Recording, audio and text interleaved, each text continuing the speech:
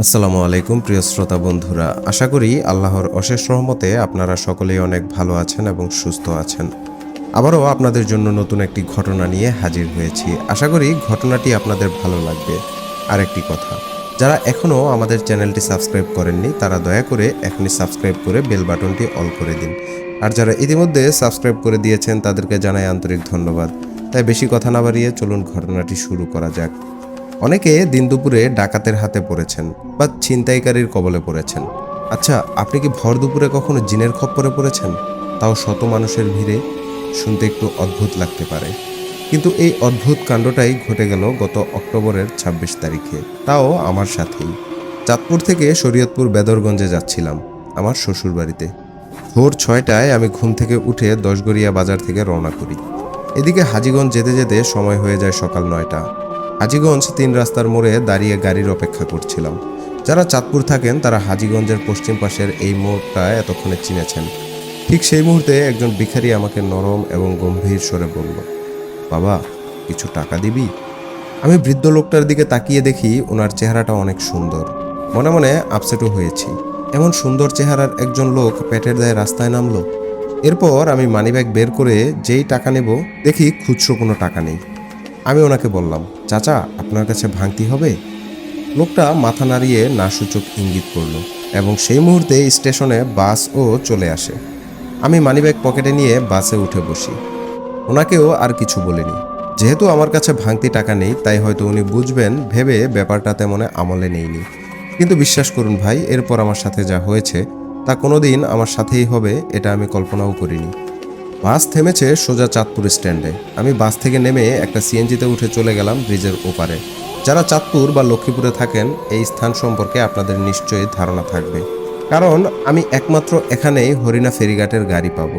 আর এরপর ট্রলারে শরীয়তপুর যেতে হবে আমার। তো আমি যখন ব্রিজের উপরে গিয়ে সিএনজিতে উঠেছি, খেয়াল করলাম একটু দূরে রেললাইনের রাস্তায় সেই বৃদ্ধ লোক দাঁড়িয়ে আছেন এবং তিনি আমার দিকেই তাকিয়ে আছেন। এই সিএনজি স্ট্যান্ডটি রেললাইনের পাশেই, তাই আমি স্পষ্ট ওনাকে দেখতে পেয়েছি। কিন্তু আমি এই ভেবে অবাক হলাম, ওনাকে তো হাজীগঞ্জ ফেলে এসেছি, এত দূর আমার আগে কিভাবে আসবেন? এই ব্যাপারটা নিয়ে ভাবতে ভাবতেই লোকটা আমার কাছে এসে নরম এবং গম্ভীর স্বরে বলল, বাবা, কিছু টাকা দিবি? আমি অবাক হয়ে ওনার দিকে কিছুক্ষণ তাকিয়েছিলাম। এত দূর আসতে আসতে আমার কাছে খুচরো টাকাও হয়েছে। আমি ঘর থেকে বেরিয়ে তড়িঘড়ি করে ওনাকে 10 টাকার নোট দিলাম। উনি টাকাটা নিয়ে দেখলাম অন্যদিকে চলে যাচ্ছেন। এদিকে গাড়িতে লোক হয়ে যাওয়ায় ড্রাইভার স্টার্ট দেয় এবং রওনা করে হরিণাঘাটের উদ্দেশ্যে। ব্রিজের এপার থেকে হরিণাঘাট অবধি পুরো রাস্তায় আমি শুধু সেই বৃদ্ধ লোকটার কথাই ভেবেছি। উনি আমার মস্তিষ্কে যেন জড়িয়ে গেছেন। আমার আগে এত দূরে উনি কিভাবে এলেন, এই ব্যাপারটা আমি বুঝে উঠতে পারছিলাম না। কিন্তু তখনও আমি বুঝিনি সামনে আমার জন্য আরও অনেক বড় বিপদ অপেক্ষা করছে। হরিণা ঘাটে নেমে আমি ট্রলার পাইনি। এদিকে দেখলাম ফেরি ছাড়ার সময় হয়ে গেছে। যেহেতু আমাকে আজকে গিয়ে আবার আজকের মধ্যেই ব্যাক করতে হবে, তাই আর সময় ব্যয় না করে আমি সেই ফেরিতেই উঠে গেলাম। আপনারা যারা ফেরিতে চলাচল করেছেন বা দেখেছেন তারা নিশ্চয়ই জানেন, ফেরির দ্বিতীয় অথবা তৃতীয় তলায় একটা ভাতের দোকান নয়তো একটি চায়ের দোকান থাকে। যেহেতু 30 থেকে 40 মিনিটের জার্নি, তাই আমি দ্বিতীয় তলায় সেই চায়ের দোকানে বসলাম এবং দোকানিকে বললাম একটা রং চা দেওয়ার জন্য। এদিকে সিগারেট খাওয়ার বদ অভ্যাস থাকায় একটা সিগারেটও ধরাই এবং নিজের ফোন বের করে আমার স্ত্রীকে মেসেঞ্জারে মেসেজ দিচ্ছি। চ্যাটিং করার মাঝে দোকানি এসে আমাকে চা নিতে বললেন। আমি ফোনের স্ক্রিন থেকে মাথা তুলে তাকাতেই দেখি আমার সামনে চেয়ারে সেই বৃদ্ধ লোকটা বসে আছেন।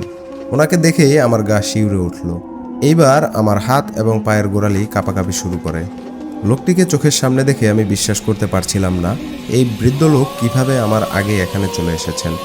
একবার আমি ভাবছি উনি হয়তো শরীয়তপুর যাচ্ছেন, তাই বারবার অলৌকিকভাবে আমার সঙ্গে দেখা হয়ে যাচ্ছে। আবার ভাবছি জিনভূত নয় তো, কিন্তু জিন যদি হয় তবে এই ভর দুপুরে এভাবে আমার পিছু নিবে কেন? সত্য মিথ্যা এবং অদ্ভুত সব ভাবনার মাঝে আমি যেন ডুবে যাচ্ছিলাম। তখনই দোকানি আমার ঘোর ভাঙিয়ে বলল, ভাই, চা খাইবেন না নাকি? হঠাৎ ওনার গলার স্বর শুনে আমি দোকানের দিকে তাকালাম। ফোন পকেটে রেখে চায়ের কাপ হাতে নিতেই দেখি বৃদ্ধ লোকটা এবার আমার দিকেই তাকিয়ে আছে। আমার আর কিছুই বলার নেই, কিন্তু কেন যেন আমি ওনার চোখ থেকে আমি চোখ সরাতে পারছিলাম না। তবে এবারও উনি হাত বাড়িয়ে সেই গম্ভীর এবং নরম সুরে আমাকে বললেন, বাবা, কিছু টাকা দিবি? ওনার এই কণ্ঠটি যদি আপনারা কেউ শোনেন তবে আমি নিশ্চিত এই স্বর আপনারা কখনো ভুলতে পারবেন না। যেহেতু পরপর 3বার শুনেছি আমি, তাই ওনার এই স্বর এবং টাকা চাওয়ার ধরনটি আমার মগজে গজগজ করছিল। আমি কি করব বুঝতে না পেরে চায়ের কাপ টেবিলে রাখি এবং পকেট থেকে মানিব্যাগ বের করতে গেলে দোকানি এসে সেই ভিখারিকে বলে, এই চাচা, এখনো ভিক্ষা করা লাগে নাকি? কাস্টমার নষ্ট না করলে আপনাকে তো শান্তি লাগে না। আমি খেয়াল করলাম দোকানদারের এমন কথা শুনেও বৃদ্ধ লোকটা আমার দিকেই চেয়ে আছেন এবং ডান হাতটি আমার দিকে বাড়িয়ে দেওয়া। কিন্তু এইবার আমার পাশে দোকানিকে পেয়ে সাহস করেই কৌতূহলবশত বললাম, চাচা, আপনাকে তো আমি হবিগঞ্জে দেখেছিলাম। এরপর ভাঙতি টাকা নাই, তাই টাকা দিইনি। এরপর ব্রিজের ওপারেও আপনাকে দেখলাম আর 10 টাকাও দিলাম। আপনি আবার এখানে কিভাবে এলেন? আর কেন টাকা চেয়েছেন? নাকি ভুলে গেছেন যে আমি আপনাকে টাকা দিয়েছিলাম? আমার কথা শুনে দোকানিও দেখলাম এবার অবাক হলেন। এদিকে বৃদ্ধ লোকটা আমার কথা শুনে এবার হাত নামিয়ে নেন আর বসা থেকে উঠে সোজা দ্বিতীয় তলা থেকে নেমে যেতে লাগলেন। হঠাৎ মনে হলো উনি খুব রেগে গেছেন। আমি তো হতভম্ব হয়ে তাকিয়েছিলাম। এদিকে দোকানিও অবাক হয়ে আমাকে জিজ্ঞেস করলেন, কি ব্যাপার, এই লোক আপনার পিছু নিচ্ছে নাকি? দোকানির কথা শুনে আমি যেন এবার সাহস পেয়েছি। যদিও এই বৃদ্ধ লোককে আমি ভয় পাচ্ছি নাকি ওর কর্মকাণ্ড আমাকে ভয় লাগিয়ে দিচ্ছে আমি বুঝতে পারছি না, কিন্তু আমি ভয় অনুভব করছিলাম। এরপর আমি চা খেতে খেতে দোকানিকে বৃদ্ধ লোকটার ব্যাপারে সবটা বললাম। দোকানি আমার কথা শুনে বললেন, আজকাল ধান্দাবাজ বেড়ে গেছে। এই বেটা আপনাকে ফলো করতেছে মনে হয়, আসেন জিজ্ঞেস করি। খেয়াল করেছি আমার সাথে দোকানিও এই রহস্যের সমাধান খুঁজছেন। দোকানির বয়স তেমন বেশি না, বয়স 26 থেকে 30-এর মতো।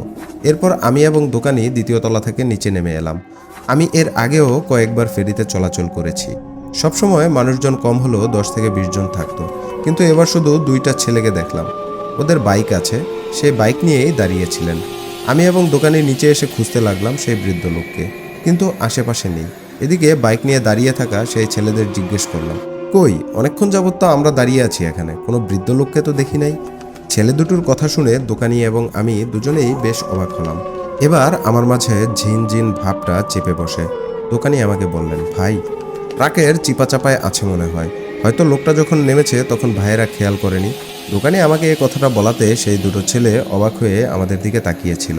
আমিও দোকানের কথায় হ্যাঁ সম্মতি দিয়ে ফেরিতে থাকা ট্রাকগুলোর কিনারা চেক করতে লাগলাম। এদিকে ফেরির নিচে সব অংশ চেক করার পর যখন ওনাকে পাইনি, তখন বাথরুমেও গেলাম। দেখলাম ওয়াশরুমের দরজা খোলা, কিন্তু ভেতরে কেউ নেই। আমার সাথে এবার যেন দোকানিও পাগল হয়ে যাচ্ছিল। বেশ কিছু সময় নিচে খুঁজে আমরা উপরে যাই এবং দ্বিতীয় তলা আর তৃতীয় তলায় ভালোভাবে চেক করি, কিন্তু সেই বৃদ্ধ লোকের দেখা পাইনি। নিরাশ হয়ে দুজনেই ফিরে যায় দ্বিতীয় তলায়, অর্থাৎ দোকানির দোকানে। আমি বারবার দোকানিই বলছি, কারণ ওনার নামটা আমার জানা হয়নি। দোকানির চেহারা দেখে আমি স্পষ্ট বুঝতে পারছি উনি ভয় পাচ্ছেন, কারণ বৃদ্ধ লোকের সাথে দোকানি খারাপ ব্যবহার করেছিলেন। কিন্তু আমি ভয় পাচ্ছি অন্য বিষয়। যদিও আমি খারাপ ব্যবহার করিনি, কিন্তু বৃদ্ধ তো আমারই পিছু নিয়েছিল। কেন এসেছিল সে, আর আমাকেই কেন ফলো করলো, এটা ভেবে আমি ভয় পাচ্ছিলাম। ঘটনা এখানে শেষ হয়ে গেলে ভালো হতো, কিন্তু ঘটনা শুরু হয়েছে মাত্র। আমার জীবনের কালো অধ্যায় নেমে এসেছিল সেদিন থেকেই। আমি দোকানিকে বিদায় দিয়ে ফেরি থেকে নেমে যাই। এরপর ফেরি থেকে সোজা চলে যাই বেদরগঞ্জ। এই অবধি সবটাই অদ্ভুত হলেও ঠিক ছিল, কিন্তু বেদরগঞ্জ বাজারে নেমে উপজেলা হয়ে যখন আমি এগোচ্ছিলাম, তখন রাস্তার পাশে, অর্থাৎ আমার বাম পাশে, সেই বৃদ্ধ লোকটিকে আমি দেখতে পাই। হাত দুটো হাঁটুর মাঝে রেখে উনি বসে আছেন। হঠাৎ ওনাকে দেখে আমার বুকের বাম পাশটা কেমন যেন চিনচিন করে উঠল। দিনে দুপুরে এত শত লোকের মাঝেও আমি ভয়ে থরথর করে কাঁপছিলাম। কিন্তু এখন তো আশেপাশে পরিচিত লোকজন নেই। মনে মনে ভাবছিলাম, দোকানির সাথে থাকলে এখন ওনাকে ধরতে পারতাম। এভাবে আজগুবি কিছু ভাবনার মাঝে বৃদ্ধ লোকটা বসা থেকে উঠে যায় এবং আমাকে এড়িয়ে আমি যে দিক থেকে এসেছিলাম সেদিকে চলে যাচ্ছেন। কিন্তু এবার অনেকটা পার্থক্য ছিল। গত 3বার ওনাকে খুব কষ্ট করে হাঁটতে দেখেছি, মানে একজন বয়স্ক মানুষ হাঁটুর ব্যথা নিয়ে যেভাবে গুজে গুজে চলে ওইভাবে দেখেছিলাম। এবার ঠিক উল্টো, একজন যুবক যেভাবে হুট করে বসা থেকে উঠে দাঁড়ায়, উনি ঠিক সেভাবেই দাঁড়িয়েছেন, এবং একজন যুবক যেভাবে হেঁটে যায়, তাও অনেক দ্রুত, তিনিও ওইভাবেই হেঁটে যাচ্ছেন। যাওয়ার সময় ওনার ময়লা মিশ্রিত সেই পাঞ্জাবির একটা আলাদা ঘ্রাণ আমার নাকে এসে লাগে।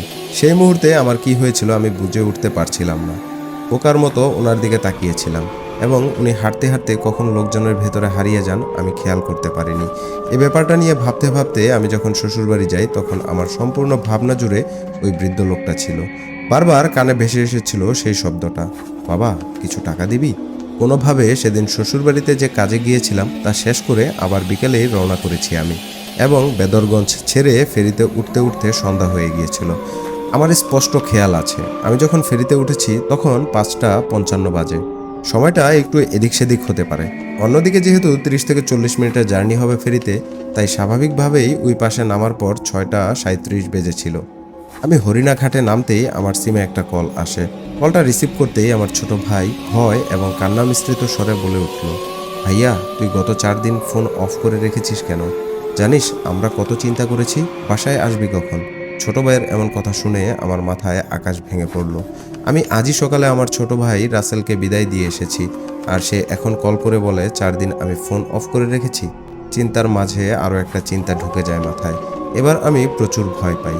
কি যেন মনে করে আমি ফোনের ডেটা চালু করলাম। তৎক্ষণাৎ আমার মেসেঞ্জারে অনেকগুলো মেসেজ আসে।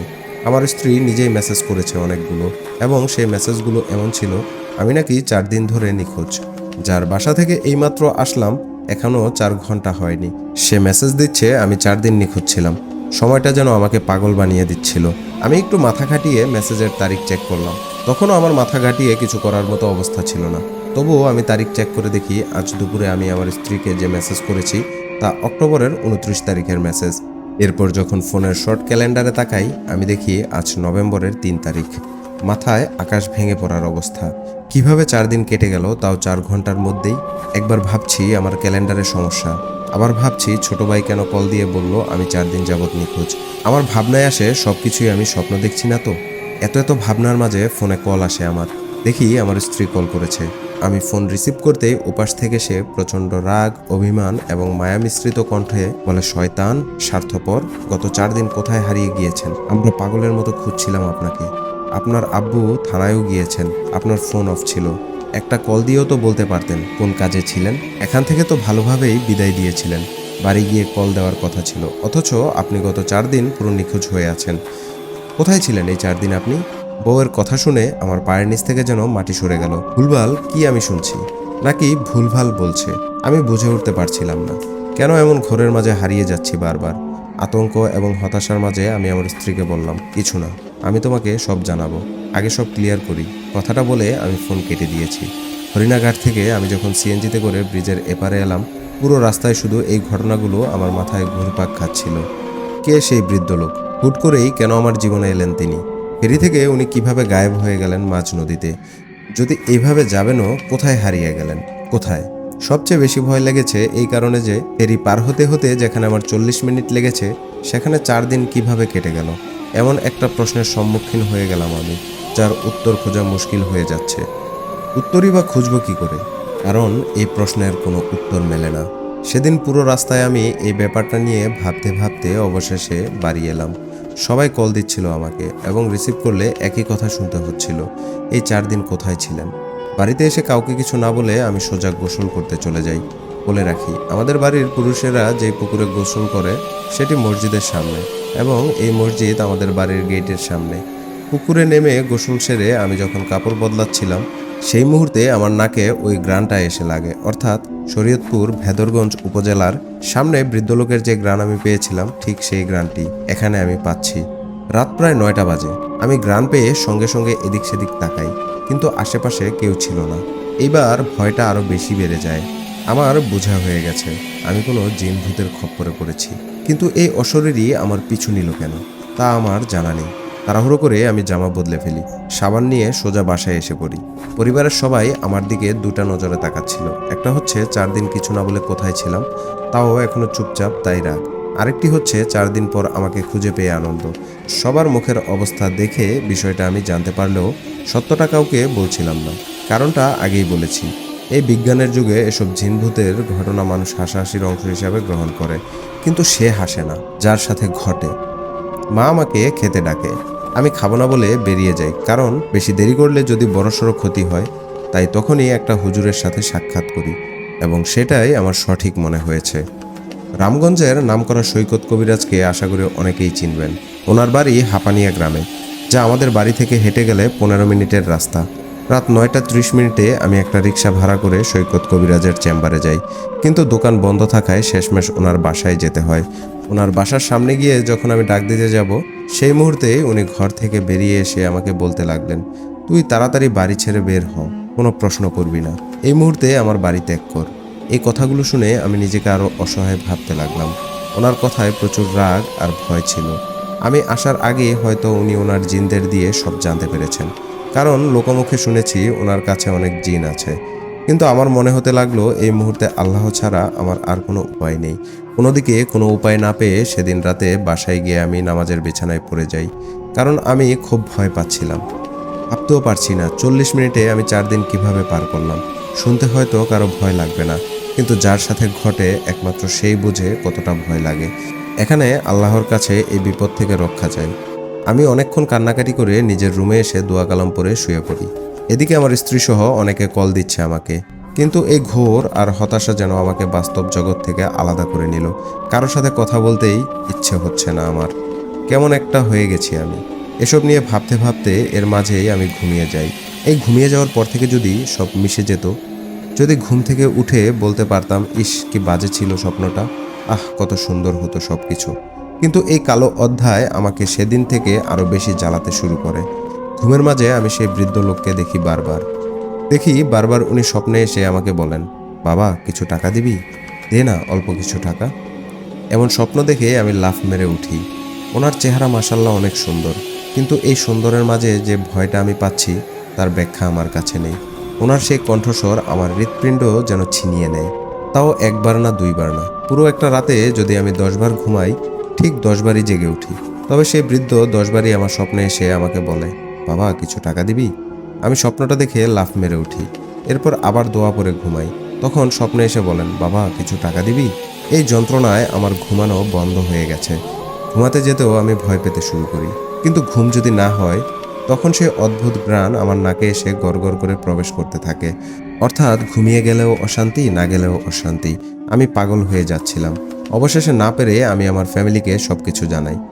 এরপর মনে হচ্ছিল আমার ফ্যামিলিকে জানানোর আগেই আমি ভালো ছিলাম। ফ্যামিলিকে বলার পর থেকে আমার সাথে আরও অস্বাভাবিক ঘটনা ঘটতে শুরু করে। রাতে ঘরের টিনে কেউ সজোরে লাথি মারে, মনে হয় টিন এতক্ষণে ভেঙে পড়ে গেছে। কিন্তু আমরা যখন সেই স্থান চেক করি, দেখি কোনো আঘাতের চিহ্ন নেই। আমি সেই অদ্ভুত ঘ্রাণ সবসময় পেতে শুরু করেছিলাম। ঘর থেকে বের হলেই আমার মাথা ঘোরানো শুরু হতো। তাই বিছানায় প্রতিবন্ধীর মতো পড়ে গিয়েছিলাম আমি। অনেক হুজুর এবং অনেক কবিরাজের কাছে যাওয়া হয়েছে, কিন্তু তারা বারবার আমার ফ্যামিলিকে তাড়িয়ে দিয়েছে। কেউ সমাধান করতে আসে না। কেনই বা আসে না, তা আমাকে কেউ বোঝাতেও পারে না। এইভাবে অনেক দিন কেটে যায়। আমি শুকিয়ে কাঠ হয়ে যাচ্ছিলাম। গায়ে লাগাতার জ্বর শুরু হয়েছে আমার। মৃত্যুর কবলে হেলে যাচ্ছিলাম দিন দিন। প্রতিদিন রাতে সেই বৃদ্ধ লোকটা স্বপ্নে এসে আমার কাছ থেকে টাকা চেয়েই যাচ্ছেন। ভয়ে ঘুম না এলে আমাকে সেই ঘ্রাণ পাগল করে দেয়। এরপর 18 দিন পর সৈকত কবিরাজ আমাদের বাড়িতে আসেন। ওনার মুখে কে এই জিন এবং কিভাবে আমার জীবনের সাথে জড়িয়ে গেছে তা শুনতে পাই আমরা, এবং এটা শুনে অনেক বেশি ভয় পেয়ে যাই। কবিরাজ আমাকে একটি তাবিজ বেঁধে দিয়ে গেছেন, যাতে সেই জিন আমার আশেপাশে আসতে না পারে। কিন্তু এই তাবিজ আমাকে শুধু 2 দিনই শান্তি দিয়েছিল। এরপর আরও সব ভয়ানক ঘটনা শুরু হয়। শুধু আমার সাথে নয়, আমার পুরো পরিবারের সাথেই হয়েছিল। কি হয়েছিল আমাদের সাথে এবং কে ছিলেন এই বৃদ্ধ লোক, তা জানতে পারবেন আগামী এপিসোডে। আজ আর লিখতে পারছি না। পুরো ঘটনা এক এপিসোডে বললে হয়তো ভালো হতো। গত 9 তারিখে আমি সুস্থ হয়েছি, অর্থাৎ ডিসেম্বর মাসের 9 তারিখ। জানি না আর কখনো সেই বৃদ্ধ লোক এসে বলবে কিনা, বাবা কিছু টাকা দিবি। জানি না এই সুস্থতা কতদিনের। তবে পরের ঘটনা লেখা অবধি আমি চাইব আমার ঘটনাটি লিসেনার্সদের পড়ে শোনান। এটা কোনো বানোয়াট গল্প নয়। লিসেনার্সদের উদ্দেশ্যে সবার মতো আমিও একটা প্রশ্ন ছুড়ে দিতে চাই। 4 ঘন্টায় কখনো যদি আপনি 4 দিন পার করে দেন, আপনার অনুভূতি কেমন হতে পারে? আমরা ঘটনাটির দ্বিতীয় পর্ব নিয়ে খুব দ্রুতই ফিরে আসবো আপনাদের মাঝে। এই ছিল আমাদের আজকের ঘটনা। ঘটনাটি কেমন লেগেছে আমাদের জানিয়ে দিন কমেন্ট করে। ঘটনাটি যদি ভালো লেগে থাকে তাহলে একটি লাইক করে দিন এবং বন্ধুদের সাথে বেশি বেশি শেয়ার করুন। আর যারা এখনও আমাদের চ্যানেলটি সাবস্ক্রাইব করেননি, দয়া করে এখনই চ্যানেলটি সাবস্ক্রাইব করে বেল বাটনটি অন করে দিন। আর যারা ইতিমধ্যে আমাদের সাবস্ক্রাইব করে দিয়েছেন তাদেরকে জানাই আন্তরিক ধন্যবাদ। আবারও ফিরে আসবো নতুন কোনো ভয়ঙ্কর সত্য ঘটনা নিয়ে। সে পর্যন্ত সবাই ভালো থাকুন, সুস্থ থাকুন, এই কামনায় শেষ করছি। আল্লাহ হাফেজ।